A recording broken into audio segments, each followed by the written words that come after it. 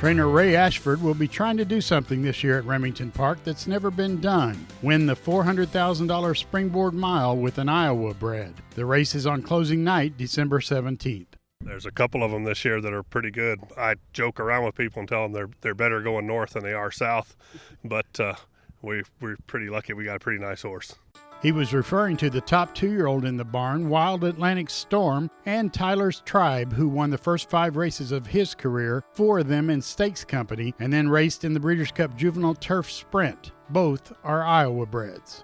Wild Atlantic Storm would be Ashford's first ever Springboard Mile entry, although he aided 2020 winner Senor Buscador by housing him in his barn for trainer Todd Fincher. Maybe those winning ways will rub off. He's probably a standout 2-year-old that I've had in quite a long time. You know, last year we were thinking about it when the horse Bayron won the Gold Rush. We were hoping for Springboard, dreams of course, but he's had a few little setbacks, nothing major, but a few little things happened to him that we didn't make the race.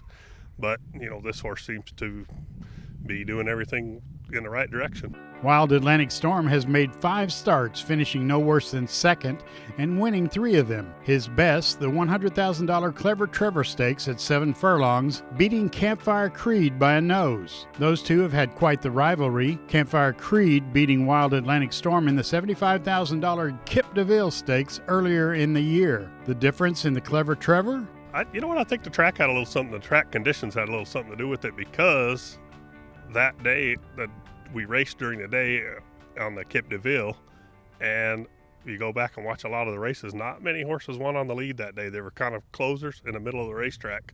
Winning the Springboard Mile would be the dream of a lifetime for Ashford, who knew he would follow in his father's footsteps as a trainer from the beginning. I can't ever remember not having a horse to take care of my whole life. My father trained horses also.